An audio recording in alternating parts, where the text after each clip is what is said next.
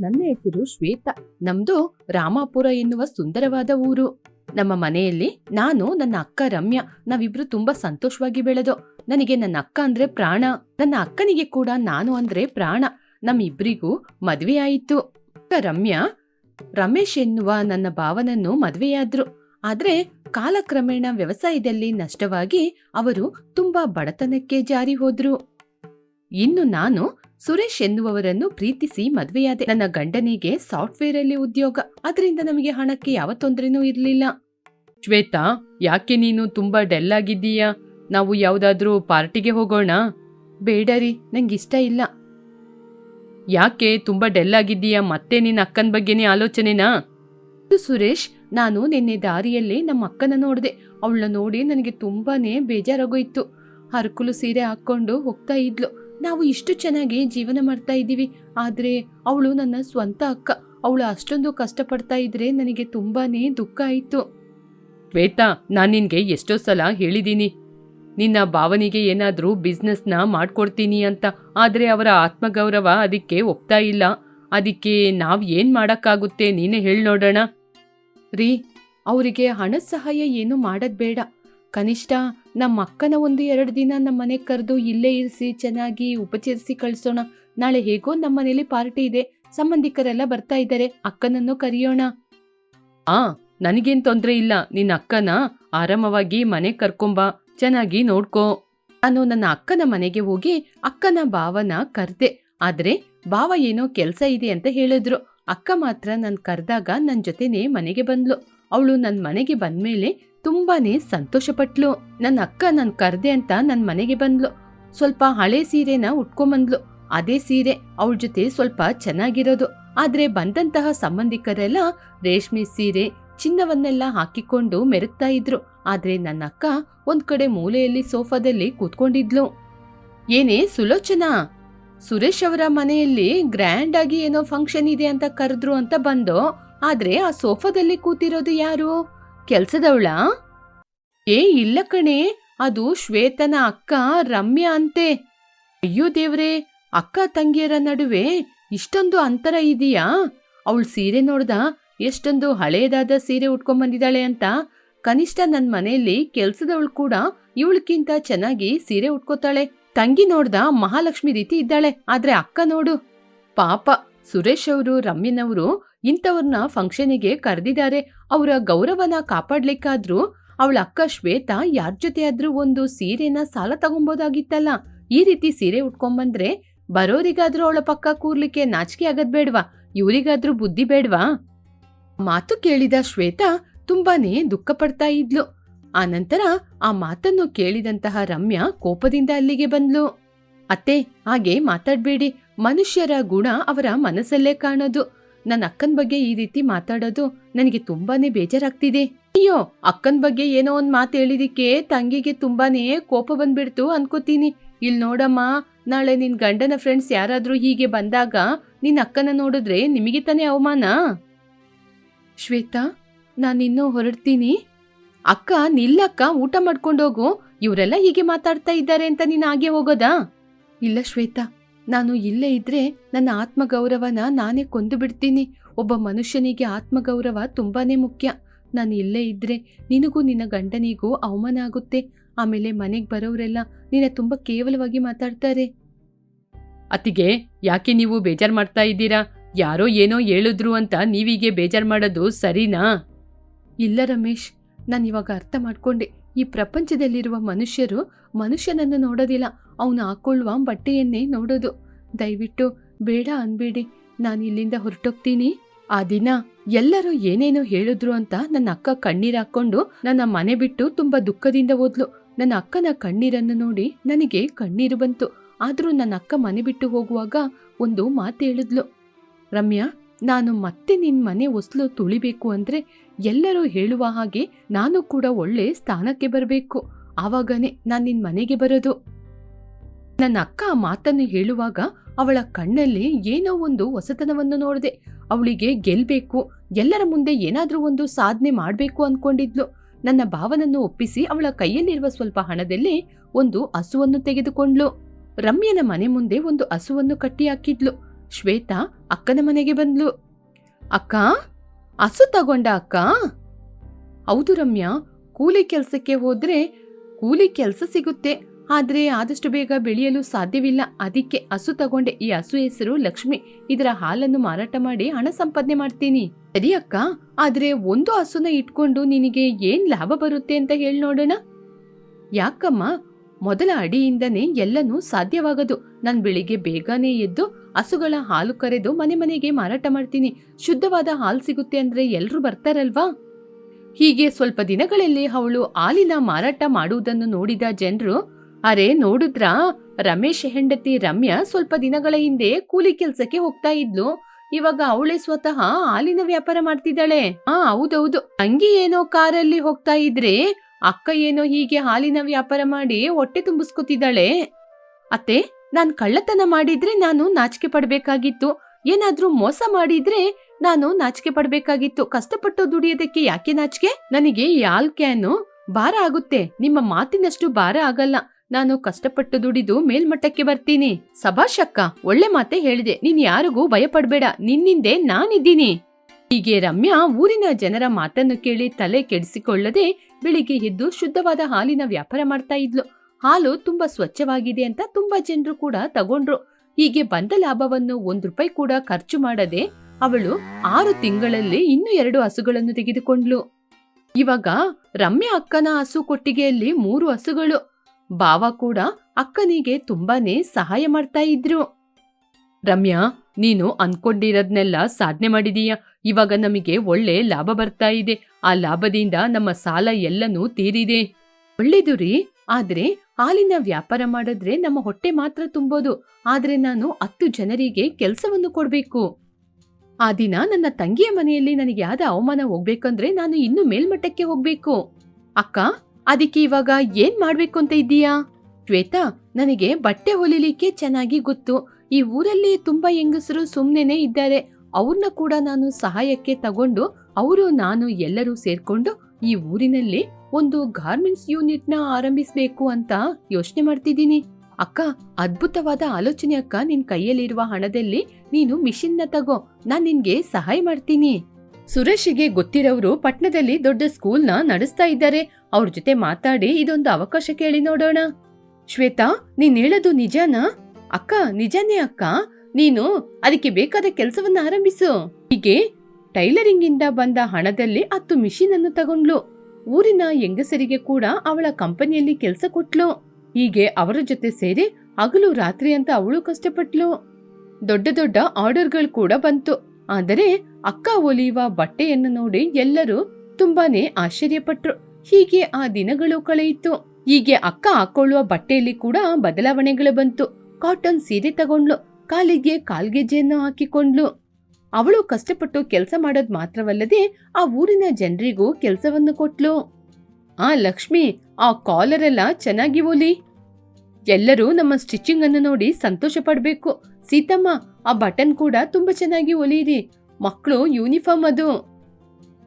ಅಮ್ಮ, ನಮಗೆ ಆ ದೇವರು ಕೊಟ್ಟ ವರಪ್ರಸಾದ. ನಿಮ್ಮಿಂದನೇ ಇವತ್ತು ನಾವೆಲ್ಲರೂ ನಮ್ಮ ಮನೆಯಲ್ಲಿ ಕಷ್ಟ ಇಲ್ಲದೆ ಊಟ ಮಾಡ್ತಾ ಇದ್ದೀವಿ. ಇದು ನನ್ನ ಒಬ್ಳಿಂದ ಮಾತ್ರ ಸಾಧ್ಯ ಆಗಲ್ಲ, ನಿಮ್ಮಿಂದ ಕೂಡ. ನಾವು ಎಲ್ಲರೂ ಜೊತೆ ಸೇರಿ ಇದ್ರೇನೆ ಸಾಧ್ಯ. ಅಕ್ಕನಲ್ಲಿ ಆದಂತಹ ಬದಲಾವಣೆಯನ್ನು ನೋಡಿ ಅಕ್ಕನು ತುಂಬಾನೇ ಸಂತೋಷಪಟ್ಲು. ಇವಾಗ ಅಕ್ಕ ಸಾಧಾರಣವಳಲ್ಲ, ಅವಳು ಒಂದು ದೊಡ್ಡ ಗವರ್ಮೆಂಟ್ಸಿನ ಓನರ್. ಪಟ್ನದಿಂದ ಕೂಡ ಅವಳಿಗೆ ತುಂಬಾನೇ ಆರ್ಡರ್ಸ್ಗಳು ಬರ್ತಾ ಇತ್ತು. ಕಾಲ ಕೂಡ ತುಂಬಾ ಫಾಸ್ಟ್ ಆಗಿ ಸುತ್ತಾ ಇತ್ತು. ಈ ಊರಲ್ಲಿ ಇವಾಗ ರಮ್ಯಾ ಅಂದ್ರೆ ಯಾರಿಗೂ ಗೊತ್ತಿಲ್ಲದೆ ಇಲ್ಲ. ಅವಳು ಬಡವರಿಗೆ ಮಾತ್ರವಲ್ಲದೆ 10 ಜನಕ್ಕೆ ಊಟ ಕೊಡುವ ತಾಯಿಯವಳು. ಅದೇ ಊರಲ್ಲಿ ಕಟ್ಟುವಂತಹ ಒಂದು ದೊಡ್ಡ ಮಾಲಿಗೆ ಅಕ್ಕನ ಚೀಫ್ ಗೆಸ್ಟ್ ಆಗಿ ಕರೆದ್ರು. ಒಂದು ಕಾಲದಲ್ಲಿ ಅಕ್ಕನ ಕೇವಲವಾಗಿ ಮಾತಾಡಿದ ಲಲಿತಮ್ಮ ಸುಲೋಚನವರು ಕೂಡ ಆಶ್ಚರ್ಯದಿಂದ ನೋಡಿದ್ರು. ಅಕ್ಕ, ಅದ್ಯಾರು? ನಮ್ಮ ರಮ್ಯಾನಾ? ಒಂದು ಟೈಮಲ್ಲಿ ಹಾಲ್ ವ್ಯಾಪಾರ ಮಾಡ್ತಾ ಇದ್ಲು, ಇವಾಗ ಈ ಅಂಗಡಿಗೆ ಚೀಫ್ ಗೆಸ್ಟ್ ಆಗಿ ಕೂಡ ಬಂದಿದ್ದಾಳೆ. ಉದತ್ತಿಗೆ ಒಂದು ಕಾಲದಲ್ಲಿ ನಾವು ಅವಳನ್ನ ಕೇವಲವಾಗಿ ಮಾತಾಡ್ದು, ಇವಾಗ ನೋಡಿದ್ರ ಚೀಫ್ ಗೆಸ್ಟ್ ಆಗಿ ಈ ಅಂಗಡಿಗೆನೆ ಬಂದಿದ್ದಾಳೆ. ಎಲ್ಲರಿಗೂ ತುಂಬಾ ಧನ್ಯವಾದಗಳು. ಇವತ್ತು ನನ್ನ ಈ ಅಂಗಡಿಯ ಇನಾಗರೇಷನ್ಗೆ ಕರೆದಿದ್ದು ನನಗೆ ತುಂಬಾನೇ ಸಂತೋಷವಾಯಿತು. ಒಂದು ಕಾಲದಲ್ಲಿ ನನ್ನ ತಂಗಿಯ ಮನೆಯ ಫಂಕ್ಷನ್ಗೆ ಹೋದಾಗ ಎಷ್ಟು ಜನರು ನನ್ನ ಕೇವಲವಾಗಿ ನೋಡಿದ್ರು. ಆದ್ರೆ ನಾನಲ್ಲಿ ಅವತ್ತು ಅಳ್ಕೊಂಡೆ ಒಂದ್ ಕಡೆ ಕೂತಿಲ್ಲ. ಆ ಅವಮಾನವನ್ನೇ ನಾನು ಹಿಡುವಳಿಯಾಗಿ ಹಾಕಿದ್ದೀನಿ.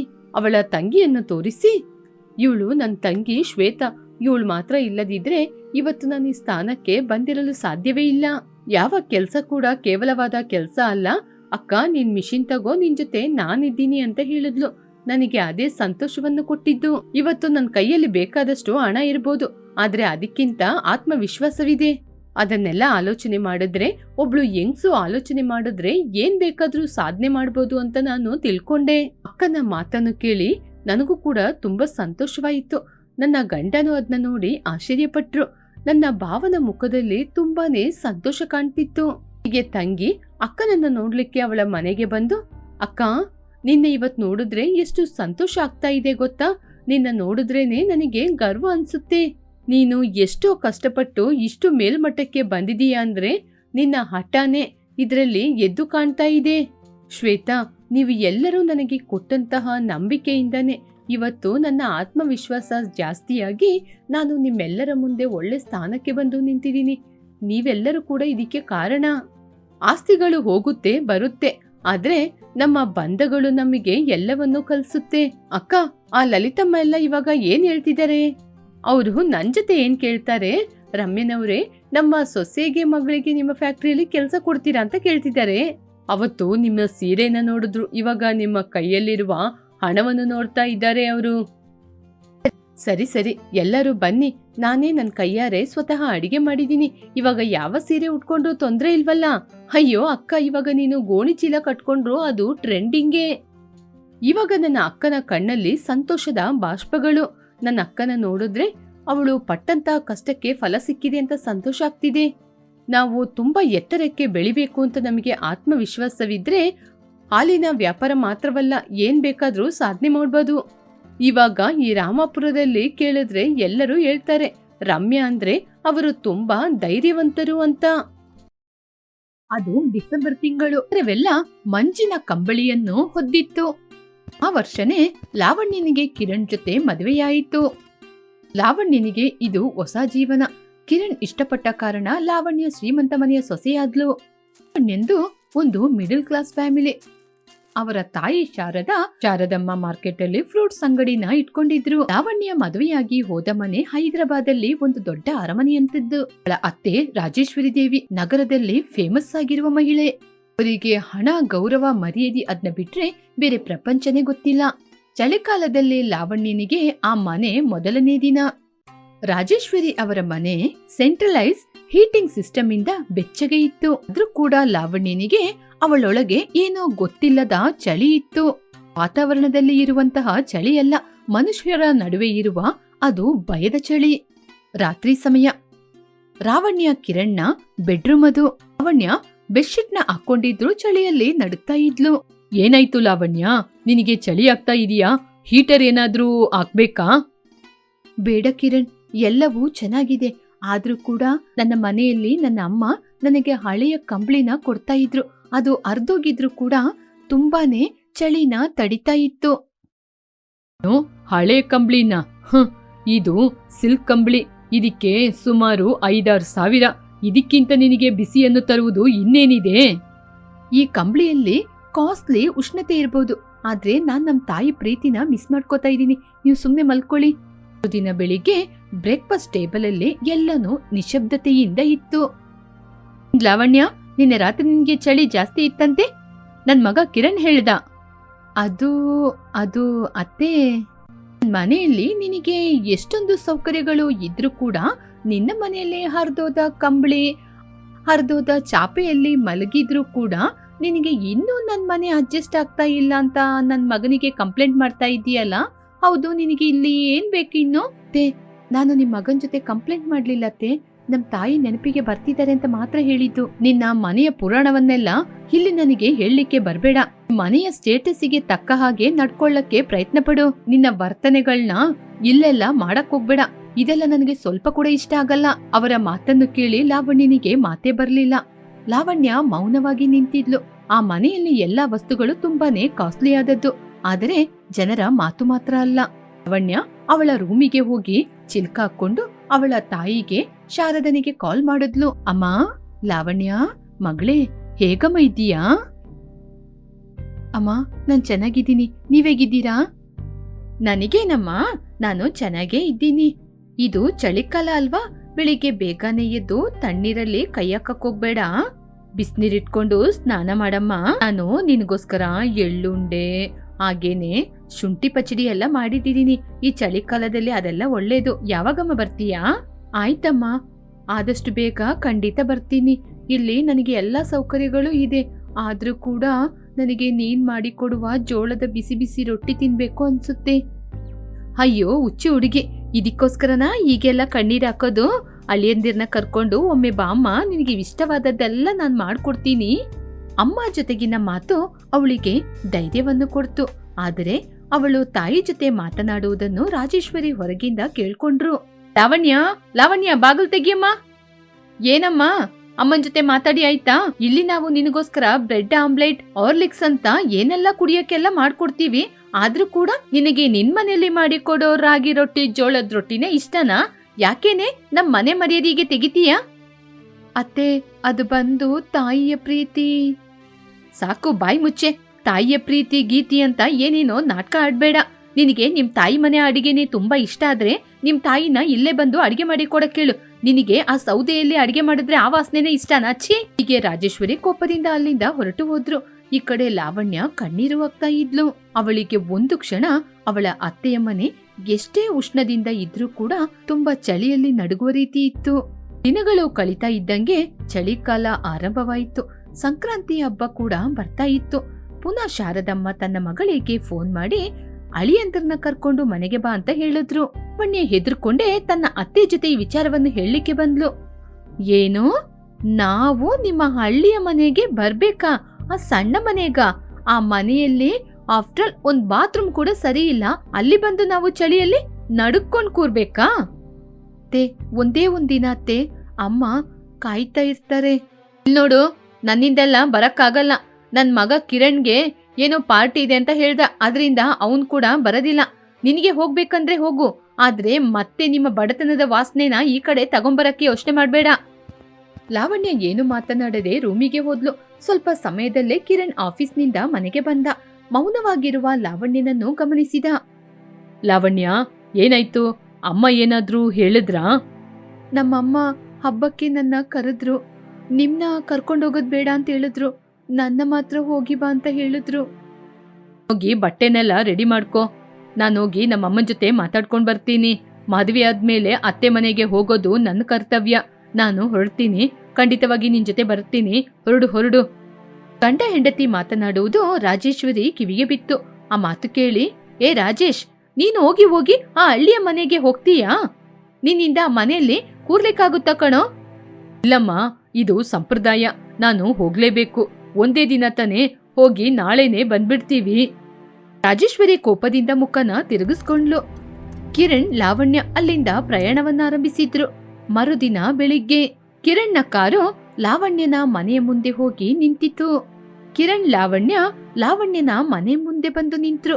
ಮನೆ ಸಗಣಿಯೆಲ್ಲ ಹಾಕಿ ಸಾರಿಸಿ ಸುಂದರವಾದ ರಂಗೋಲಿಯನ್ನು ಹಾಕಿ ತುಂಬಾ ಚಳಿ ಕೂಡ ಇತ್ತು. ಶಾರದಮ್ಮ ವೇಗವಾಗಿ ಮನೆ ಮುಂದೆ ಬಂದ್ರು. ತನ್ನ ಮಗಳನ್ನು ನೋಡಿ ಕಣ್ಣಲ್ಲಿ ಆನಂದ ಬಾಷ್ಪ. ಲಾವಣ್ಯ, ಬಂದಮ್ಮ. ಅಳಿಯಂದ್ರೆ ಬಂದ್ರಾ? ಬನ್ನಿ ಬನ್ನಿ. ಮನೆ ತುಂಬಾ ಸಣ್ಣ ಮನೆ, 2 ರೂಮು. ಬಂದ ಹಾಗೆ ಆ ಮನೆಯೊಳಗೆ ಬೆಚ್ಚಗೆ ಇತ್ತು. ಯಾಕಂದ್ರೆ ಒಂದು ಕಡೆ ಒಲೆ ಉರಿತಾ ಇತ್ತು. ಆ ಒಲೆಯಿಂದ ಬರುವಂತಹ ಬೆಂಕಿಯ ಉಷ್ಣತನ ಆ ಮನೆಯಲ್ಲಿ ಚಳಿನ ದೂರ ಮಾಡಿತ್ತು. ಅಂದ್ರೆ ತುಂಬಾ ಚಳಿ ಆಗ್ತಾ ಇದೆಯಾ? ಆ ಒಲೆ ಹತ್ರ ಕೂತ್ಕೊಂಡು ಕೈಕಾಲ್ನ ನೀಡಿಸ್ಕೊಳ್ಳಿ. ತುಂಬಾ ಚಳಿಗೆ ಬೆಚ್ಚಗೆ ಇರುತ್ತೆ. ಪರವಾಗಿಲ್ಲ ಅತ್ತೆ, ನೀವು ಶ್ರಮ ಪಡಬೇಡಿ. ಅಳಿಯಂದ್ರೆ, ಇದರಲ್ಲಿ ಶ್ರಮ ಏನಿದೆ? ನೀವು ಬಂದಿದ್ದೆ ನನಗೆ ಸಂತೋಷ. ಅಮ್ಮ ಲಾವಣ್ಯ, ತಗೊಮ್ಮ ಬಿಸಿ ಬಿಸಿ ಶುಂಠಿ ಟೀ. ಕಿರಣ್ ಕೂಡ ಆ ಹೊಲೆಯ ಮುಂದೆ ನಿಂತುಕೊಂಡ. ಕಿರಣ್ನ ಕಾಲಿಗೆ ಹಾಕಿಕೊಂಡಿರುವ ಕಾಸ್ಟ್ಲಿಯಾದ ಶೂವನ್ನು ನೋಡಿ ಅವನ ಪಾದಗಳು ಅವರ ಮನೆಯೊಳಗೆ ಕಾಲಿಟ್ಟ ತಕ್ಷಣ ಅವನಿಗೆ ಏನೋ ಒಂದು ಪ್ರಶಾಂತತೆ, ಉಷ್ಣತೆಯಲ್ಲಿ ಸಿಗದೇ ಇರುವ ಆ ಬೆಚ್ಚತನ ಅವನಿಗೆ ಒಲೆಯ ಮುಂದೆ ಸಿಕ್ತು. ಮಧ್ಯಾಹ್ನದ ಊಟದ ಸಮಯವಾಯಿತು. ಅಳಿಯಂದ್ರೆ, ನಮ್ದು ಬಡತನ ಮನೆ. ನಮ್ಮಲ್ಲಿ ಇರುವುದನ್ನು ಇಟ್ಟು ನಿಮ್ಗೆ ಅಡಿಗೆ ಮಾಡಿಕೊಟ್ಟಿದ್ದೀನಿ. ನೀವು ತೃಪ್ತಿಯಿಂದ ಊಟ ಮಾಡ್ಬೇಕು. ಶಾರದಮ್ಮ ತನ್ನ ಅಳಿಯಂದ್ರನ್ನು ಕೂರಿಸಿ ಬಿಸಿ ಬಿಸಿ ಒಲೆಯಿಂದ ಮಾಡಿದ ಜೋಳದ ರೊಟ್ಟಿಯನ್ನು ತೆಗೆದುಕೊಟ್ಟು, ಹಾಗೇನೆ ಪಕ್ಕದಲ್ಲೇ ಬದ್ನೆಕಾಯಿ ಸಾರು ಹಾಗೂ ಖಾರದ ಚಟ್ನಿ ಮೊದಲ ತುತ್ತನ್ನು ಬಾಯಲ್ಲಿ ಇಟ್ಟ. ಜೋಳದ ರೊಟ್ಟಿ, ಬದ್ನೆಕಾಯಿ ಹಾಗೇನೆ ಖಾರ ಚಟ್ನಿ ತಿಂದ ತಕ್ಷಣ ಆ ರುಚಿಗೆ ಅವನನ್ನೇ ಮರೆತು ಬಿಟ್ಟ. ಅತ್ತೆ, ಈ ರುಚಿ ತುಂಬಾನೇ ಅದ್ಭುತವಾಗಿದೆ. ನಾನು ನನ್ನ ಜೀವನದಲ್ಲಿ ಈ ರೀತಿ ಒಂದು ರುಚಿಯನ್ನು ತಿನ್ಲೇ ಇಲ್ಲ. ಇದು ತುಂಬಾನೇ ಅಮೃತದಂತಿದೆ. ನೋಡಿದ್ರ ಕಿರಣ್, ಇದೇ ನನ್ನ ತಾಯಿಯ ಕೈ ರುಚಿ. ತಪ್ಪ ಮಾಡೋದು, ನಮ್ದು ಬಡತನ ಕುಟುಂಬ. ಈ ಚಳಿಗೆ ಬಿಸಿ ಬಿಸಿ ರೊಟ್ಟಿ, ಖಾರ ಚಟ್ನಿ ಹೀಗೆ ತಿಂದ್ರೇನೆ ಚಳಿ ಸ್ವಲ್ಪ ಕಡಿಮೆಯಾಗುತ್ತೆ. ನಿಮಗೆ ಬಿಸಿ ಬಿಸಿಯಾಗಿ ಇನ್ನೊಂದು ರೊಟ್ಟಿ ಮಾಡಿಕೊಡ್ಲಪ್ಪ? ಆ ಅತ್ತೆ, ಖಂಡಿತವಾಗಿ. ಹೀಗೆ ಆ ದಿನ ಸಂಜೆ ತನಕ ಕಿರಣ್ ಅವರ ಜೊತೆಗೇನೆ ಇದ್ದ. ಪಕ್ಕದ ಮನೆಯವ್ರ ಜೊತೆ ಎಲ್ಲ ಮಾತಾಡ್ದ. ಅಲ್ಲಿನ ಜನರ ಕೈಯಲ್ಲಿ ಹಣ ಇಲ್ಲ, ಆದರೆ ಬಾಯಿ ತುಂಬಾ ಸಂತೋಷದಿಂದ ಮಾತನಾಡುವ ಗುಣ ಇತ್ತು. ಹೀಗೆ ಆ ದಿನ ರಾತ್ರಿ ಅಲ್ಲಿಂದ ಹೊರಟ. ಲಾವಣ್ಯ ತಿರುಗಿ ಬಂಗ್ಲಾಗೆ ಹೋದ್ರು. ರಾಜೇಶ್ವರಿ ತನ್ನ ಮಗ ಇನ್ನೂ ಬರ್ಲಿಲ್ಲ ಅಂತ ಅವನಿಗೋಸ್ಕರ ಹಾಲಲ್ಲೇ ಕೂತು ಕಾಯ್ತಾ ಇದ್ರು. ಓಹೋ, ಹೋಗಿ ಬಂದ್ರಾ? ಆ ಬಡತನದ ವಾಸನೆಯನ್ನು ಕೂಡ ಈ ಮನೆಗೆ ತಗೊಂಬಂದ್ರಾ? ಆ ಚಳಿಯಲ್ಲಿ ನನ್ ಮಗನ ಕೂಡ ಕರ್ಕೊಂಡೋಗಿ ನಿನ್ ಜೊತೆ ಇರಿಸ್ಕೊಂಡೆ ಅಲ್ವಾ? ಆ ಚಳಿಯಲ್ಲಿ ನನ್ ಮಗ ಎಷ್ಟೊಂದು ಕಷ್ಟಪಟ್ಟಿರ್ತಾನೆ. ಹೌದಮ್ಮ, ಅಲ್ಲಿ ತುಂಬಾನೇ ಚಳಿ ಇತ್ತು. ನಮ್ಮ ಬಾತ್ರೂಮ್ ಅಲ್ಲಿ ಇರುವ ರೀತಿ ಹೀಟರ್ ಇರ್ಲಿಲ್ಲ, ನಮ್ಮ ರೂಮಲ್ಲಿ ಇರುವ ರೀತಿ ಕೂಡ ಹೀಟರ್ ಇರ್ಲಿಲ್ಲ. ಆ ಚಳಿಯಲ್ಲಿ ಕೂಡ ಒಂದು ಉಷ್ಣತೆ ಇತ್ತು. ಉಷ್ಣತೆನಾ? ಹೌದಮ್ಮ, ಮನುಷ್ಯರ ನಡುವೆ ಇರುವ ಉಷ್ಣತೆಯ ಬೆಚ್ಚಗೆ. ಅತ್ತೆಯವರು ನನ್ನನ್ನು ಹೊಲೆ ಹತ್ರ ಕೂರಿಸಿ ನನಗೆ ಕಂಬಳಿಯನ್ನು ಒರೆಸಿದ್ರು. ಹೊಲೆಯಿಂದ ಬಂದಂತಹ ಉಷ್ಣತೆ ನಮ್ಮ ಚಳಿಗೆ, ನಮ್ಮ ಮನಸ್ಸಿಗೆ ಕೂಡ ಚಳಿಯನ್ನು ಓಡಿಸಿ ಬೆಚ್ಚತನವನ್ನು ಕೊಟ್ಟಿತು. ಹೌದು, ಅಡಿಗೆ ಏನ್ ಮಾಡಿದ್ರು? ಅಮ್ಮ, ಅದ್ರ ಬಗ್ಗೆನೆ ಹೇಳಕ್ಕೆ ಬರ್ತಾ ಇದ್ದೀನಿ.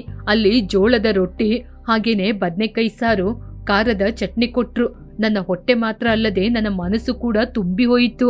ನಿಜ ಹೇಳ್ತಿದ್ದೀನಮ್ಮ, ಅವರು ಬಡವರಲ್ಲ. ಅವ್ರತ್ರ ಪ್ರೀತಿ ಎನ್ನುವ ಸಂಪತ್ತು ಜಾಸ್ತಿನೇ ಇದೆ. ನಮ್ಮತ್ರ ಕೋಟಿಗಟ್ಲೆ ಹಣ ಇದ್ರು ನಮ್ಮ ಮನಸ್ಸು ಬಡತನ. ನಾವೇ ನಿಜವಾದ ಬಡವರು. ಒಬ್ಬರಿಗೊಬ್ಬರು ಪ್ರೀತಿಯನ್ನು ಕೂಡ ಹಂಚ್ಕೊಳ್ಳೋದಿಲ್ಲಮ್ಮ. ರಾಜೇಶ್ವರಿ ಏನು ಮಾತನಾಡದೆ ಮೌನವಾಗಿದ್ರು. ತನ್ನ ಮಗನ ಬಾಯಲ್ಲಿ ಇಂಥ ಮಾತುಗಳು ಬರುತ್ತೆ ಅಂತ ಅವರು ಊಹನೆ ಕೂಡ ಮಾಡ್ಲಿಲ್ಲ. ನಾವೇ ನಿಜವಾದ ಬಡವರು ಅಂತ ಹೇಳಿದ ಮಾತು ಅವರ ಎದೆಯಲ್ಲಿ ಚುಚ್ಚುತ್ತಾ ಇತ್ತು. ಆ ದಿನ ರಾತ್ರಿ ಯಾರೂ ಕೂಡ ಸರಿಯಾಗಿ ನಿದ್ರೆ ಮಾಡಲಿಲ್ಲ. ರಾಜೇಶ್ವರಿ ಅವರ ರೂಮ್ ಒಳಗೆ ಹೋಗಿ ಆಲೋಚನೆ ಮಾಡ್ತಾ ಇದ್ರು. ಅವರ ಮಗನ ಮಾತು, ಅವರ ಬಡತನ ಅವರ ಮನಸ್ಸೊಳಗೆ ತುಂಬಾನೇ ಕಾಡ್ತಾ ಇತ್ತು. ಮರುದಿನ ಬೆಳಿಗ್ಗೆ ಲಾವಣ್ಯ ರಾಜೇಶ್ವರಿಗೋಸ್ಕರ ಕಾಫಿಯನ್ನು ಮಾಡ್ತಾ ಇದ್ಲು. ರಾಜೇಶ್ವರಿ ನಿಧಾನವಾಗಿ ಅಡುಗೆ ಮನೆಯೊಳಗೆ ಹೋಗಿ, ಅತ್ತೆ, ಕಾಫಿ ಸ್ವಲ್ಪ ಇರು ಹಾಗೆ ಅಂತ ಹೇಳಿದಾಗ ಲಾವಣ್ಯನಿಗೆ ಅಲ್ಲಿ ಏನ್ ನಡೀತಾ ಇದೆ ಅಂತ ಅರ್ಥನೇ ಆಗ್ಲಿಲ್ಲ. ಅವತ್ತು ನಿಮ್ಮ ಅಮ್ಮ ಏನೋ ಚಟ್ನಿ ಮಾಡಿದ್ರಂತೆ, ಕಿರಣ್ ತುಂಬಾ ಹೊಗಳ್ತಾ ಇದ್ದ. ನನಗೆ ನೀನು ಆ ಚಟ್ನಿನ ಮಾಡ್ಕೊಡ್ತೀಯ? ಇವತ್ತು ಚಳಿಗೆ ಯಾಕೋ ವಾಯ್ಸ್ ಬರ್ತಾ ಇಲ್ಲ. ಲಾವಣ್ಯ ಆಶ್ಚರ್ಯದಿಂದ ಅತ್ತೆಯನ್ನು ನೋಡಿದ್ಲು. ಅವರ ಕಣ್ಣಲ್ಲಿ ಯಾವಾಗ್ಲೂ ಇರುವಂತಹ ಗರ್ವ ಇರಲಿಲ್ಲ, ಒಂದು ರೀತಿಯ ಅಂಗೀಕಾರ. ಲಾವಣ್ಯನ ಕಣ್ಣಲ್ಲಿ ಕಣ್ಣೀರು ಬಂತು. ಅತ್ತೆ, ಇವಾಗ್ಲೇ ಮಾಡ್ಕೊಡ್ತೀನತ್ತೆ. ಬಿಸಿ ಬಿಸಿ ಚಟ್ನಿ, ಖಾರ ಚಟ್ನಿನೋ ಜೋಳದ ರೊಟ್ಟಿ ಮಾಡಿ ಕೊಡ್ತೀನಿ. ಸರಿ, ನಾನು ಇಲ್ಲೇ ಕೂತ್ಕೊಂಡಿರ್ತೀನಿ, ನೀನ್ ಮಾಡ್ಕೊಡು. ಆ ಚಳಿಕಾಲ ರಾಜೇಶ್ವರಿ ಮನೆಯಲ್ಲಿರುವ ಒಳ್ಳೆ ಗುಣವನ್ನು ಕರಗಿಸಿಯೇ ಬಿಡ್ತು. ತನ್ನ ಮನೆಯಲ್ಲಿರುವ ಅಮೃತದಂತಹ ಪ್ರೀತಿ ಶ್ರೀಮಂತ ಮನೆಯವರ ಮನಸ್ಸನ್ನೇ ಹೊಡೆದು ಹಾಕಿತು. ದಿನ ಲಾವಣ್ಯ ಮಾಡಿದಂತಹ ಜೋಳದ ರೊಟ್ಟಿನೇ ಎರಡು ಮನೆಯ ನಡುವೆ ಇರುವ ಸಂಬಂಧವನ್ನು ಕೂಡಿಸಿತು.